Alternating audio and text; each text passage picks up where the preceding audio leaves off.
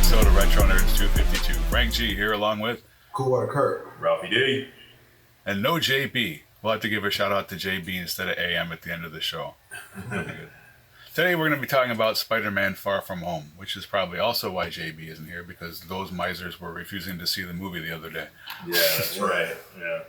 Oh, that's all right. They can watch this show, and then they don't have to watch it. We will spoil everything for them. It'll be good.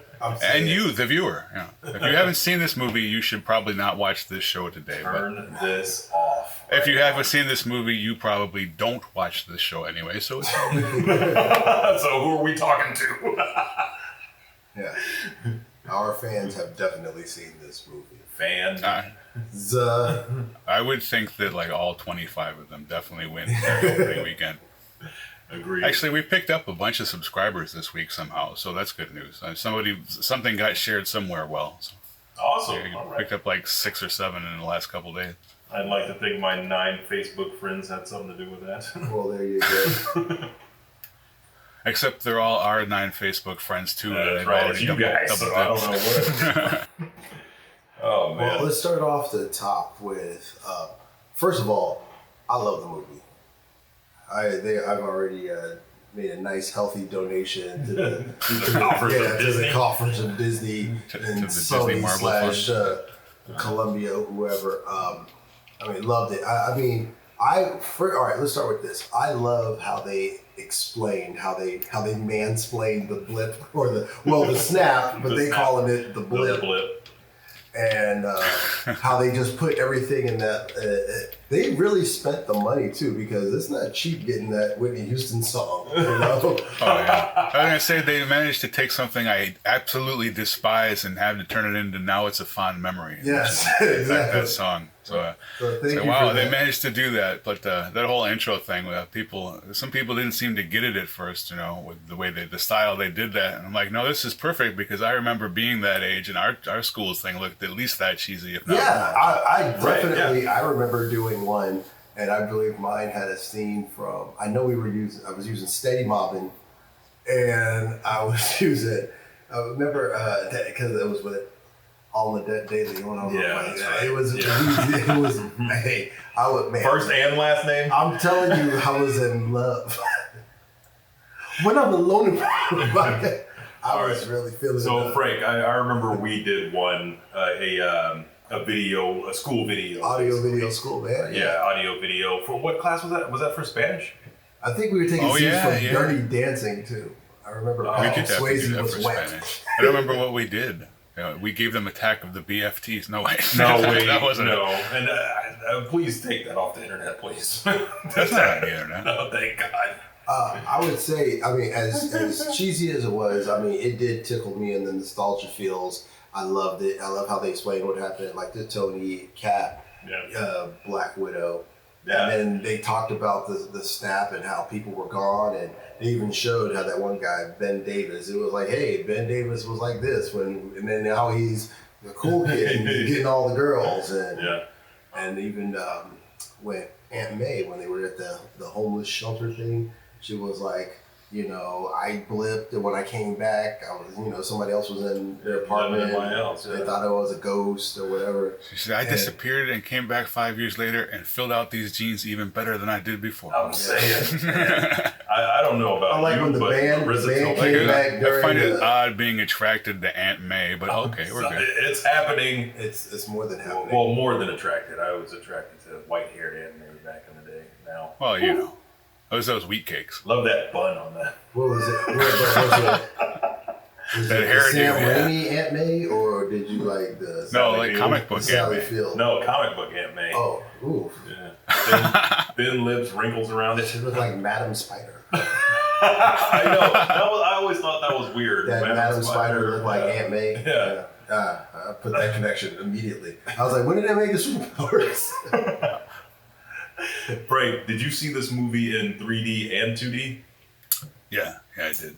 It was good both ways. It was cooler in 3D though. A lot of the stuff was definitely keyed to be 3D. Yeah, I think the next time I see it, I'm going to see it in 3D. I'm gonna have to say all right. Let's just jump right into the movie. It is kind of jumping around. The most comic booky part of the movie for me was when Mysterio was using his abilities when he was fighting Spider-Man, and he had him in that whole illusion loop, and he kept bumping into things, and because he wasn't, because his spider senses wasn't working for whatever reason, I like how. Which is, I love that. I liked it because they used it as like an adolescence kind of. Peter Tingle. You're Peter Tingle. Oh, you're Peter Tingle.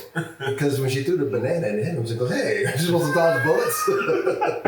I was like, well, the way it works in the comics, there has to be perceived danger. So Aunt May could throw things at him, and it's almost never going to go off. Right. But if Dr. Doom threw a banana at him, he'd dodge that shit. I almost got it. I ain't falling for the old banana in the tailpipe from you, Dr. Doom.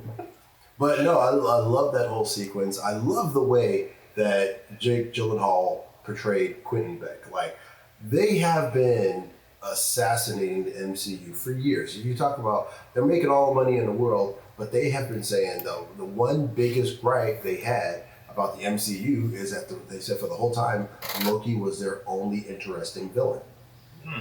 For a long time, and then it seemed like they kind of hit it with kind of like Vulture, Thanos, Killmonger, and I will put Mysterio on that. I'll put Hela on that one too. I would not put Hela on that. I like Hela. Yeah. Okay, but I'm saying like they kind of had some very compelling, villains lately. And again, this is the ones with the exception of Thanos, like, because they've been, boosting up Thanos since like 2012.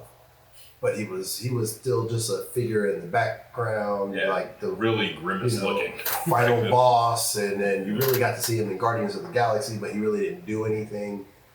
But when he came out in Infinity War, when he looked like, purple Bruce Willis with the nuts on his chin, that was a badass Thanos. That first scene when he fought the Hulk, I was like, oh no, this is not going to end well for the Avengers. It did not. They figured out that these movies are only as good as the villains they have in them. You know what I mean? Very true. The heroes are always going to be back in the next movie, but if the villain is boring, I'll skip that movie. Iron Man 2 or whatever, I'll skip that movie. Everybody says the villain is boring. Whatever. Yeah, isn't like Mickey Rourke with a whip or something? And it was like, I mean, you got talent, and you just kind of left it on the table. Even Guy Pearce, all his talent, and it was Iron Man 3. He was still kind of. Also, when they they use a famous character, but then completely make it not recognizable or do something weird to it, and that's never, like give us Dr. Doom that wears a green cape and has a metal mask and, is Dr. Doom instead of all the crap they keep trying to push. Well, but with that being said, I really like what they did with the Vulture. The Vulture was really, like, when they said the Vulture was going to be the bad guy, I'm like, the Vulture's corny, guys. I'm like, how you coming with the bald head, the old man, with the wing? I was like, his name sucks too. Adrian Toomes, come on. I was like, come on. But then they showed it that this guy was what was he, a demolition scrapper or something? Yeah. And then they were doing all these jobs and stuff like that, and because of the tech of the alien invasion, they took over like Stark Industries or whatever. I can't remember if it was Stark or somebody else, another company like that. We're going to take over all the salvage jobs and stuff like that. Right. And you were like, dude, you're taking money. I like that whole, you're taking money from my family, out of our mouths. And it's like, I'm blaming you, Tony. And, there's one thing going across the internet, and I think it's funny. It's like all of these MCU movies, it's like everything always boils down to, it's all Tony's fault. It's all Tony's fault, yeah. Yeah, from Iron Man to the end. Dude, Tony, you're causing this world to be like this. Well, he needed to get all that drug money. If you ever saw Less Than Zero, he just found a new way to get that versus the old way. Instead of it started out with him trying to make that girl with the Barbie doll and the lightning, and ever since then it's moved on through. So good. But now going back to Far From Home, having that European adventure, I like seeing the kids. The loose way they explained that pretty much all his friends all got blipped. Everyone got blipped and came back. Some periphery people. I even like when they said, even when what is Betty Brand was like, even all of us who completed all of our tests, they forced us to do them again. I know. Because she was so salty. And Oh, the romance The between romance. her. How it started out when he was like, "Hey, we got a plan with two American bachelors guys in Europe," and he's like, "No, I want to do this thing," and he was like, "Okay, babe," and he's like, "Babe, what happened? I'm in love." We got to share. We was on the plane. We did the thing. Bright spot for the actor. They definitely That guy. What is his cranked name? up the speed on that. So instead of them being like, and the old in the comics, first Betty had to date Peter for a while, yeah. and then later on met Ned, and then later on got married like somewhere around issue 130 or 40. It was a good distance from where they are, but they're doing it this way. Plus, that Ned is like the ultimate Ned instead, and he's the other guy. He's Miles Morales' friend, whose name I can't think of at the moment, and people will be mad about. Well, but he's that guy, but they called him Ned, so it's like, they're kind of crossing things together. Just let's see what they do, but I don't hate it, so it's good. Yeah, I was gonna say I don't mind it at all because the actor that plays Ned, he's killing it. He's good. He's killing it. Really I can't imagine they're gonna hobgoblin him up in another. I know, one or two, though. He's gonna have to lose some lbs. Why you that? He wouldn't have to. Hey. He wouldn't- Look at the Hobgoblin's costume. He could gain some lbs and still be good because that thing's loose and flowy. There's going to be a voice changer and all that. Voice changer, rubber mask. Your CG never has to lose weight. All right, well I take it back. You be big and beautiful, Ned. I would say getting into a couple more things about it, like going back to that whole how they were having the field trip, and I would say, scene stealers, Martin Starr and J.B. Smoove. Yeah. When he was talking about my wife pretended like she was in the blip, Oh my God, and she just left me for somebody else. Or her trainer. Yeah, that was great. And then JB, he had the best line. He said all this technical stuff. He was like, yeah, because if you want to say it the scientific way, and my best explanation is witches. JB Smoove, definitely City Stealer. I love Martin Starr. He's looking a lot less creepy than he did in his younger days. In his younger days, he did. Yeah, he definitely looked out of place, but I think that's what he was doing. He was playing up to look out of place, because you're talking like Freaks and Geeks. Freaks and Geeks, what do you call it? What's the damn show on HBO that he was on? He's still Silicon Valley. He still looks just like Guilfoyle, but that's why you can go, wow, that guy's really a good actor, because the character is nothing like that character. Right. Yeah. Right. Yeah. Yeah. So is that that guy? Yeah, it is that guy. He just changes it up. I just felt like they were there. I mean, there was a lot of guys there for comic relief, and even Jon Favreau, Samuel L. Jackson playing Nick Fury was great. Really good. He goes, bitch, you've been to space. I can't believe, man, the Disney movie, baby, and he's cursing like that. Yeah, they let him. Yeah, that was in either the trailer or an ad somewhere too. So I was like, they were like, we're gonna do this. But how long till we have full penetration in a Disney movie? And here's the thing, I like how they showed. It was that really quick little scene where Peter's packing his stuff up, and they got those initials on the suitcase. Yes. And it's like it's Uncle Ben's suitcase, and he takes it with him. And I think it's kind of, and I might be putting 10 on 2 here. He takes that suitcase with him because it's Uncle Ben, it's part of his past. Uncle Ben, he doesn't have that, so Tony was kind of that replacement Uncle Ben. He lost Tony. Oh yeah, lost his dad. He does have that though. He did lose Uncle Ben. It just happened before the movie we saw. I know, I'm saying, but then towards the end, when he comes back and Aunt like, "Oh, where's your suitcase?" "Oh yeah, you lost everything," and it's like, he lost the last vestige of his uncle. You know? Or at least they'll bring him back somehow because they're bringing everybody back. Well, I'm just saying it was a good little thing. And the next Spider-Man, they'll be over on a log. There'll be ghosts of like Tony, Uncle Ben, and I'm just saying, else. just Aunt May, using Far From Home, just looking at it as Far From Home as a complete movie.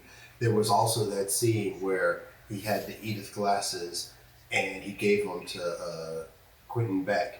And he was like, "No, what are you doing?" He's like, just put them on." And then he puts them on, and then Jake Gyllenhaal does this little side turn.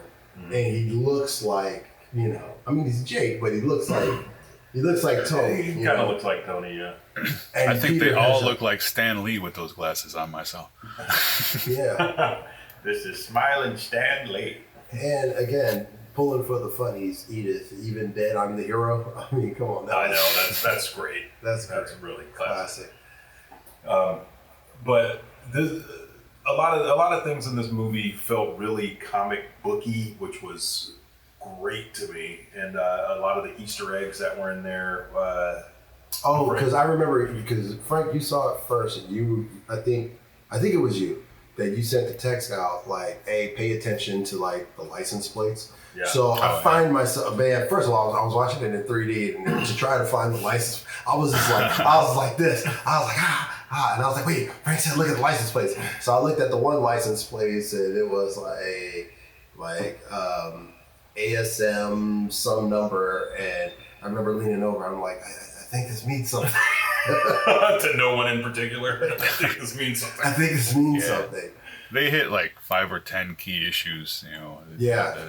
The Marvel team up with Spider-Man and Nick Fury within there, you know. Amazing Fantasy 15, Spider-Man where he fought Hydro Man, where he fought Molten Man. Oh, and they even brought up Hydro Man too. Yeah. Oh, and I mean, I like how they even, when they were talking about the multiverses, and it was like, you're in multiverse, 617. I was like, hey, you are in multiverse. That is the one. But it was all lies and propaganda. It was all lies, and then that was even the Sting moment where Peter is all happy and he walks out and he's looking like a kid. That Tom Holland is a good actor because he's really good. He's making Pete just look like, oh man, good. Now I just go out and do what I want to do. And then he's sitting there and everything starts to, go in the thing, and he's like, that was easy. That was easy. We got it. We got it. And everybody's a part of it. And he's like, you, thanks for doing this. And you, thanks for doing that. And you, I thought it was a very contrived story that you brought up with. But I guess you got to go big. In that scene, his guy that like helps him with all the computer stuff with the glasses? Yes, that is Peter Billingsley. Yeah. There you go. That was Ralphie from Christmas Story. I know. And it's weird. I think he's either wearing a bald cap or they shaved that bald spot in his head. Like, oh, Peter. You don't look like that. You got a beautiful head of hair. I liked it. And, he still got away with he had the flash drive with everything on it. Yeah, I'm saying. But it was great seeing, nods to the Molten Man, the aforementioned Hydro Man. Yeah. I mean, that was the Absorbing Man. I thought that was awesome shit. And then they had like some stuff in the background, like in what was it? There was that one thing where they had all like the wrestler stuff, which was a nod to Spider-Man being What was it, Crusher Hope?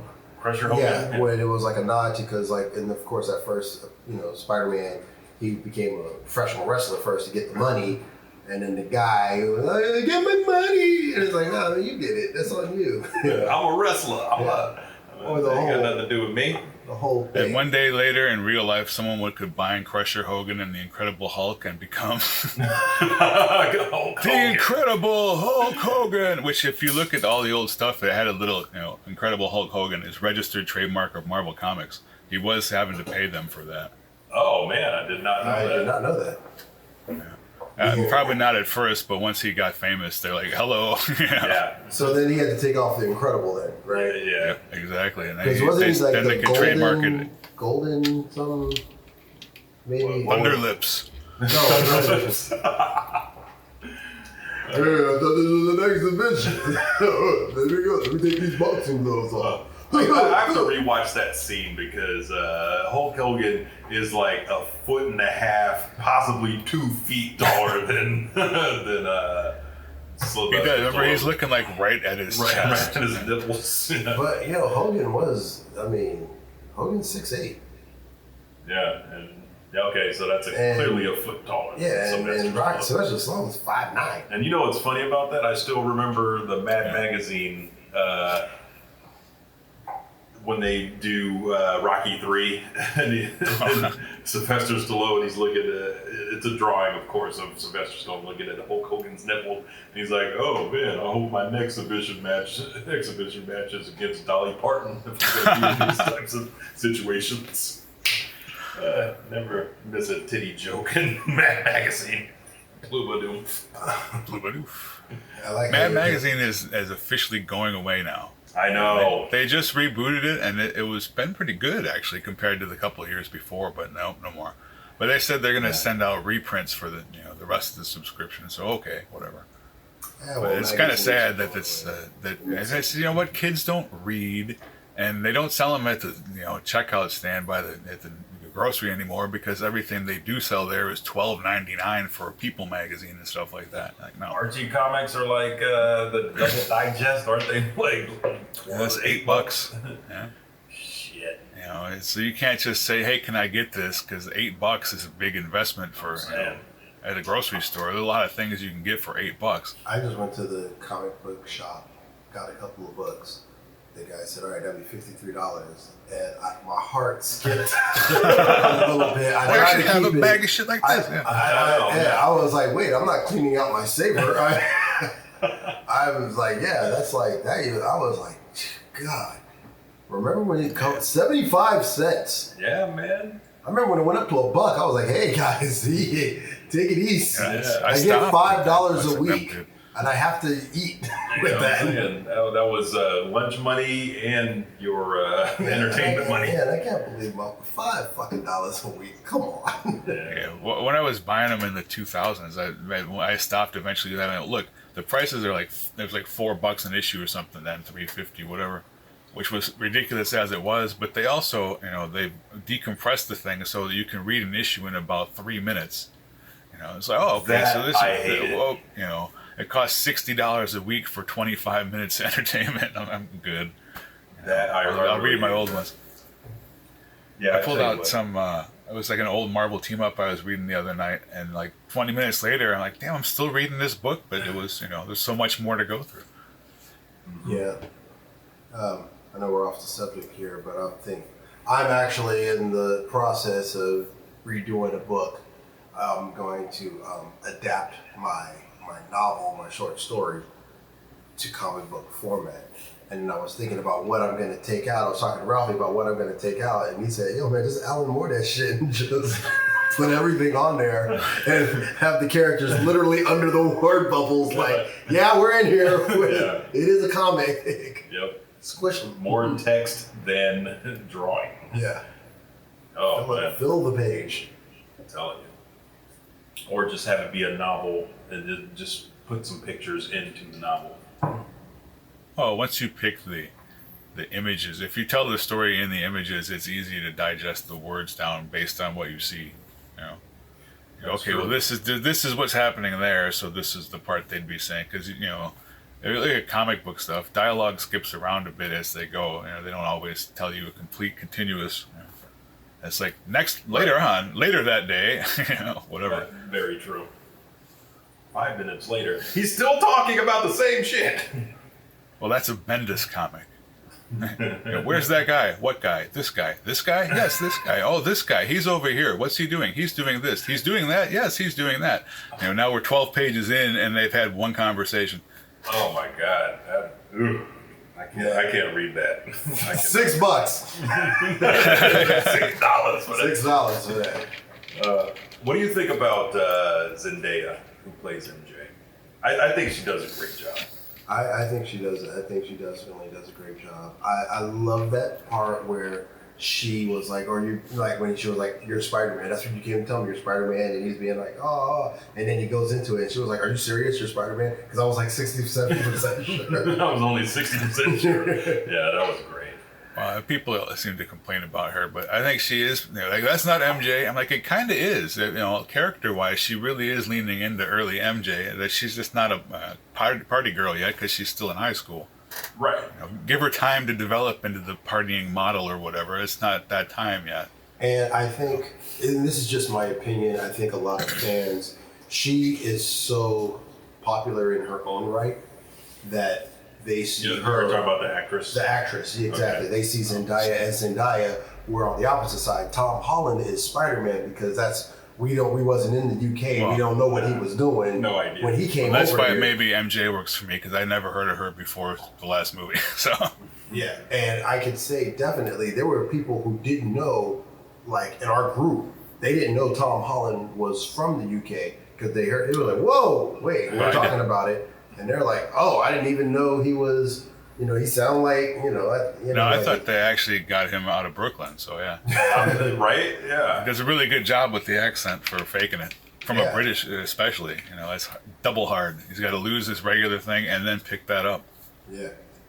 Or maybe it's easier for him tonally because the way he's speaking, it's when he hears us, he's like, he hears us doing a bunch of accents.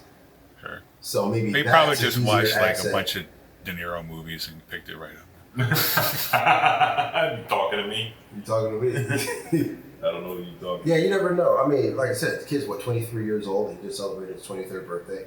Yeah. And but I hope he doesn't age out. The way he aging out. I mean, come on. Tobey Maguire was almost 40 years old when he was playing Spider-Man. I mean, we went through the high school years by Act 2. Yeah, I know. We were out of high school. I know, because he was almost 30. In Spider-Man 2, I think he was 29. Nah, man, he was looking. I mean, his face. He looked old. I'm not saying that he didn't. I'm saying he was 29. And I loved it. You understand? Yeah. Like I go back there, and you want to talk about dispelling belief. I was like, I don't care, man. Dude, you're Spider-Man. I'm telling you. But this Tom Holland kid, even when he, makes some mistakes, and I love the Peter Parker that makes some mistakes. Because he was having that scene with Nick Fury, and he's like, oh, no, protect my friends, you're doing it. He goes, man, I gave one day you had $1 billion space defense system, and you tried to kill him. You sent a drone attack against him. And he was like, oh, you saw that? I also read somewhere that guy Dimitri is somebody, like the chameleon.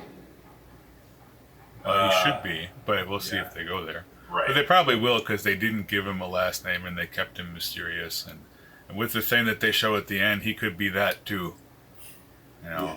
Something else in disguise, which they could say the chameleon then is a scroll and just make it all work that way. Yeah. No, I feel like this. But they're talking about Craven as well. So if they made the guy we saw on screen Craven's brother or stepbrother or whatever, I'd buy that because they look similar enough. That guy could play Craven if he wanted to. I'm saying. Sure well, before we go there, let's just stick with what they showed us and the fact that Nick Fury was never there. And that's the reason why, and again, that's the reason why in my head that it was like, it felt like, Sam Jackson playing Nick Fury. Because if they told him to overdo it, because they're saying, because it's not really you, it's not really Nick Fury, this is actually...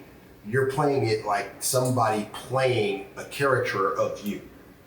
So that's why Nick Fury was so over the top, because he was Talos the entire time playing Nick Fury, thinking he was just supposed to be doing this milk run, got into some shit. They're like, hey, call the other Avengers. And he's like, no, because if they start asking me any questions, I can't answer them because I don't know anybody. Where they at? Off-world, Captain Marvel. Don't talk about her, Like, no, it made more sense why they just wanted to deal with Spider-Man. Right. And Maria Hill. So, again, and then, I still watch Agents of S.H.I.E.L.D. So, in the very end, when he actually called Nick Fury and was saying, delivered the glasses, had a bump, don't worry about it, everything is good. And then you get Nick Fury, he's looking like he's on the beach, but it's just the Tahiti program. Like they had with Phil Coulson. Right. But then he walks in and he's in this major battleship and they're getting all this stuff together. And to me, it looks like they're setting up for Secret Wars. And I hope that they do that. If Marvel gets all their toys back in their toy box and they can do this giant size annual that they've been wanting to do for a long time. Yeah. There's some key parts of Secret Wars. There's a couple of boring parts of Secret Wars, but for the most part, there's like just like they did with Infinity War. And now this is something that I'm gonna say now that, of course, I didn't say back in the day because I didn't even know. But the Russo brothers proven that they can pull it off. Yeah. I think they would do, because they're talking about 6 parts. I don't think it would be like 2 issues per part. I think that we would get Secret Wars, like all the stuff that led up to it, the actual 12-issue thing, all the tie-ins for Secret Wars 2 and the Secret Wars 2 thing, because if you don't bring in the character that didn't show up till then, it doesn't really work. It doesn't work. So they'll have to do the whole Secret Wars saga, and that would work. Unless they're being dicks and go ahead and do the Secret War from a few years ago, which wasn't very good. But the director said, no, I read it when I was 12, so that has to be the one we want. But Yeah, it better be. what director are you talking about? Are you talking The about Russos.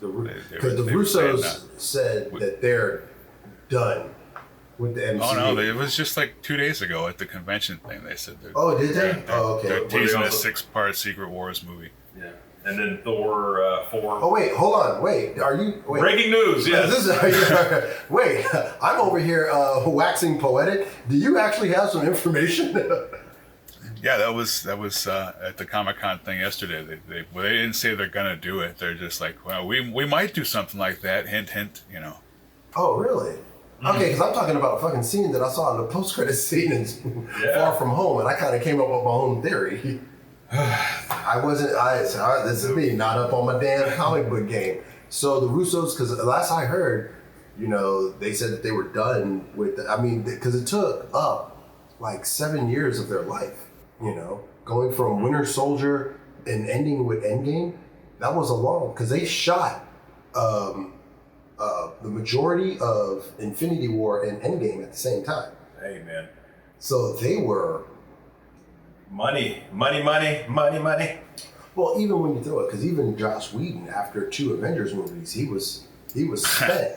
He was spent. He was like, this is too much. And then to have the Russo brothers also did 2 Avengers movies, but then you got to add in that they also did 2 Captain America movies. Yeah, which were also Avengers movies. He said, our run at Marvel was one of the best creative times. We'd love to work with Marvel again, and maybe that's on Secret Wars. That's a favorite of ours when we were young, and I read it in a whole sitting when I was 12. Asked if it could be 2 or 3 parts, Joe Russo answered, I don't know, it could be a 6-parter. So, there you go. Wow. Man, hope, huh? Hope. Oh, man. See, you're talking about some stuff now that we're not going to see probably realistically until like 2026. They probably start putting the things at the end will probably start leading into it in the next couple, the next phase or something. So and it actually develops in 5 years.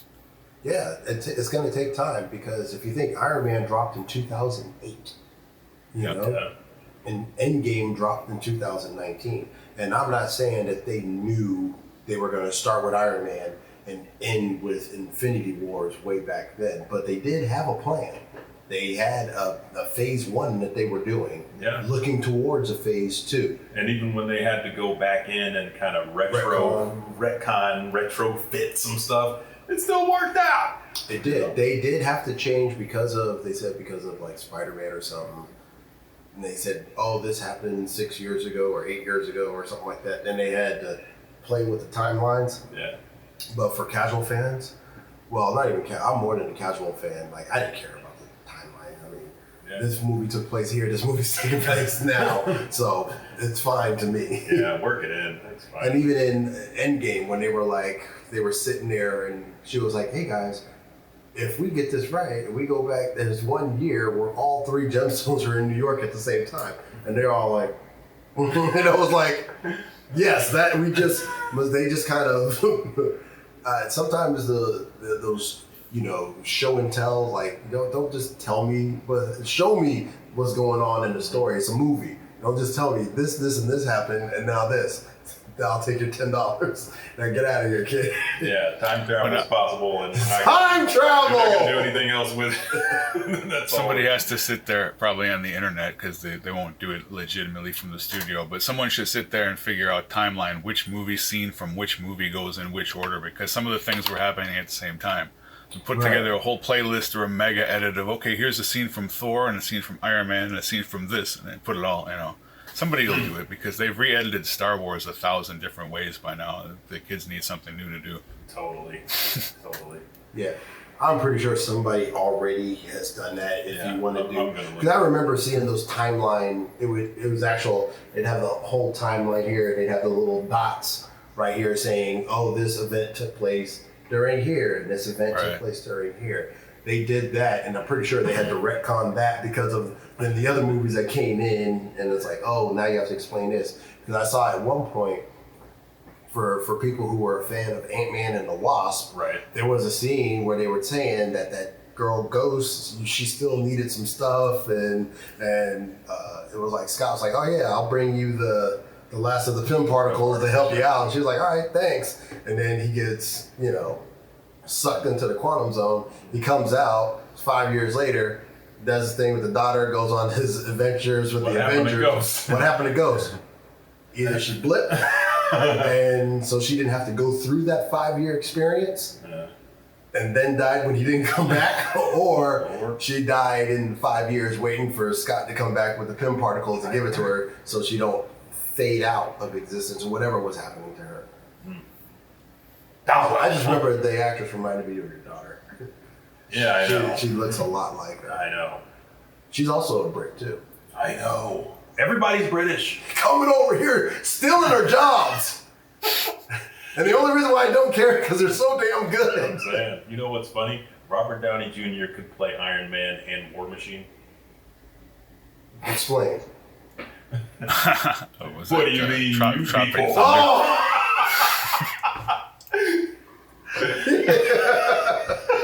I didn't see that coming. He could play. That's what we sound like to you. Yeah, good stuff. Fish don't burn in the kitchen. I'm gonna watch that again. So. I'm just a dude dressed like a dude playing another dude. Man. Well, I tell you what, I think this movie's almost made $1 billion worldwide. It's got to be pretty close, yeah. Though someone has put the thing out there that says if they don't make $1 billion, they lose the rights back. But I think it will make that $1 billion anyway, and I don't know if that's really the truth. We'll see. That seems. It seems like something that could be built into a contract. You get us the rights back if heard about you don't that make before $1 now. billion. Come on, who would put that in there? Somebody who's very money hungry. Because I heard, I mean, somebody you who can also. You're talking about Sony and Disney, not like two non-rich people. They finally pulled the last theater pulled Endgame off because Endgame still was short of beating Avatar by something like maybe like less than $10 million. But they said some Aquafina movie just dropped and beat Endgame on their receipt, so they're like, all right, the Aquafina movie.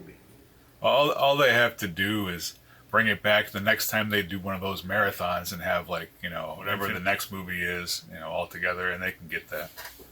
So they'll get it eventually because Avatar had to re-release to get that much. But it was in over a 6-month stretch, though. I mean, if you look at the initial release versus initial release, I think Avengers has won. It's the overall total that they can't get to because, Avatar came back a couple times. And people looked at it forever because it was like the first movie in the new style 3D. Yeah. That's right. I always forget that they were, because I remember we were sitting in Avatar, you're like looking around the theater. It's like, hey, I'm in the control room with them. That was crazy. I did not have that experience. I saw it on DVD. You missed out, brother. But I saw Captain EO. Oh man! Bet you they don't show that at Disney World anymore. Oh yeah! Oh my God! Is Captain EO gone? Oh, it has to be long gone by now. They probably took that out. Took that out in the '90s because it's old. Why? Just because they took out. They don't have Star Tours anymore either. All the stuff from like the early mid '80s is gone. They don't have Country Bear Jamboree anymore. All that cool shit is just. It's not the same. Oh, I don't know about the movie, but the old attraction was cool back in the 70s. Yeah. The movie was like a CG goofball. Not good, right? Yeah. Not CG. They were in costumes. And it was that's even worse. Yeah. It was terrifying, man. I don't even remember it at all. Country Bears. Did it have Christopher Walken? Walken was in it. Yes. Yeah. Just not They should have skipped that one. Oh god. But I don't know, man. One more Spidey movie would be fine for me. If they could squeeze 2 more out, I'm down. But I've been very happy with. Well, I mean, Spider-Man thus far. I understand that Tom Holland had a 6-movie deal, and I think That sounds like a lot. so. He did. He was in It's already Civil been War, 5. Yeah. Civil War, Yeah. Avengers, Infinity War, Endgame, Far From Home, and Homecoming. Yeah, he's already done 5, so he got 1 more movie to go.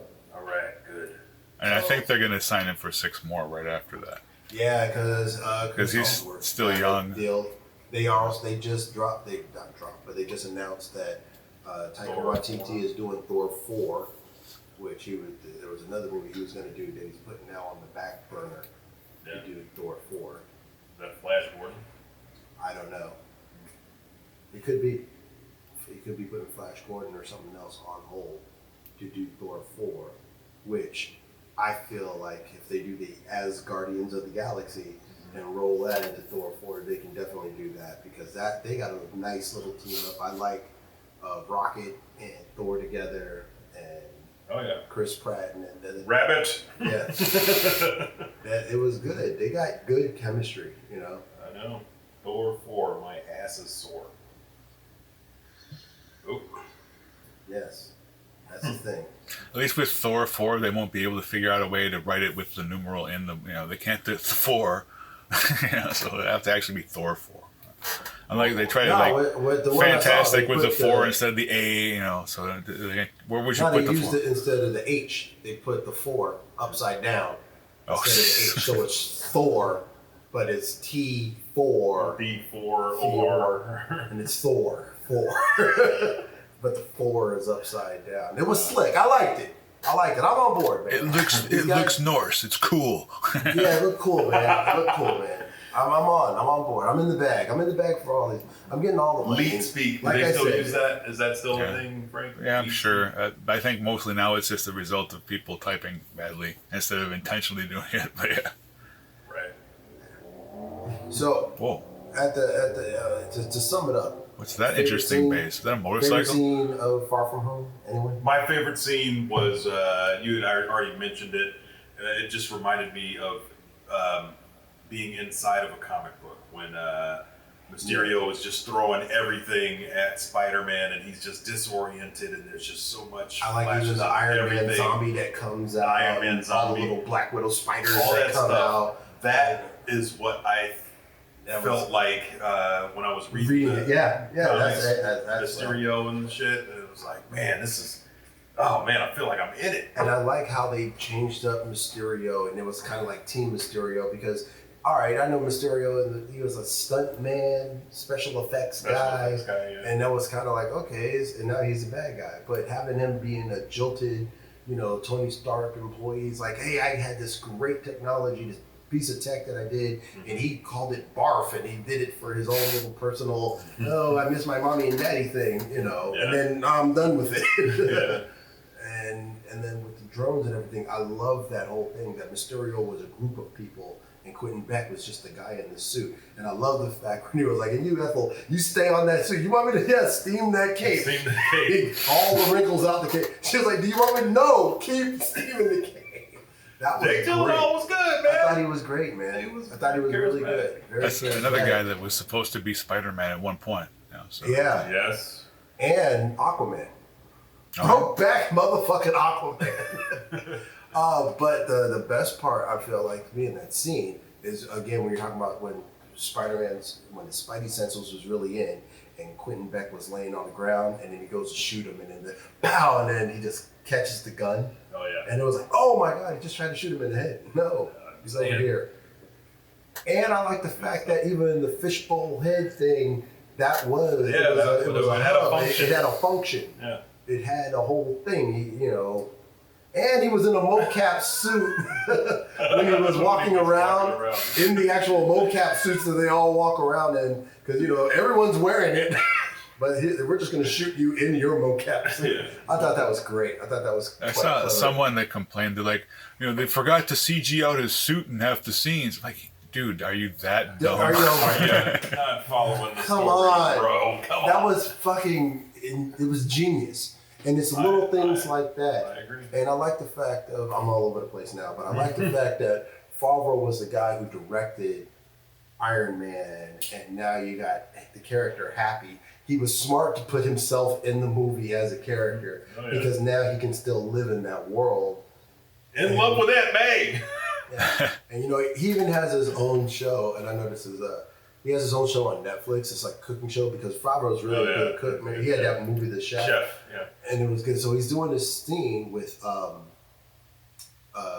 Paltrow, and he was talking about how they were in the Spider-Man movie, and Gwyneth Paltrow goes, "I wasn't in Spider-Man." She forgot. She forgot, and she goes, "Yeah, I met Tom Holland," and it was like, "Yeah, we were in Spider-Man." She was like, "Yeah." And he goes, "Yeah, we was in the Spider." She goes, "I wasn't in the Spider-Man movie," and Spider was like, "Yeah, you were. It was Spider-Man Homecoming. We was doing it." She was like, "That was Spider-Man." They probably, since she's such a short appearance, they probably shoot several of them at once, and she doesn't know what gets. That's exactly what happened with that. Because everything's such secret and stuff like that. They come in for a day and stuff, and they do this thing, and that was just a not a throwaway scene. It ended up being an important scene in Spider-Man Homecoming. Right. Now we know Gwyneth Paltrow didn't watch the movie. Just send me a check. Send me my check. I'm not a nerd. I don't watch things because that's what you always assume that they're watching this stuff, and like the fans, they want to quiz you on everything, and they're like, dude, I don't know. How many gemstones are there? I don't know. Well, a lot of actors don't like to watch themselves. Yeah, and you think Patrick Stewart was like, gave a shit about Charles Xavier? I doubt it. Patrick, how powerful I don't know. He might sit down and talk about, and back in X-Men 215, so you never know. When we had to go against the Reavers, I wasn't there, but... Is that Patrick Stewart? Yes. It's very Sean Connery-ish. It sounds very Sean Connery. No, this is Sean Connery. Sounds the same. All right, well, I got to work on both of them. They could do a movie together. It'd be good. They did. Oh, Excalibur. I was going to say Excalibur, but I don't think Sean Connery was in that. That was Liam Neeson. Liam Neeson was in. Oh. And Patrick And Stewart. Sean Connery was not in Dune, but that would have been funny. I've got to get some spice. Right, Sean Connery. Yeah. I have like 2 minutes, so we got to wrap this up. All right, you got anything else going out? I do not. Rafi? I got nothing. All right. Go see this movie. So for Frank G and RAD, I'm Coolwater Kurt saying once again, if we're going to live together, we're going to have to be able to play together. The more colors, the more better. Peace and love must rule each and every time. Love knows no boundaries and bullets have no names. Bing, bang, boom. You thought I was going to say that. I thought you were going to say it again. You said it, bitch. 252.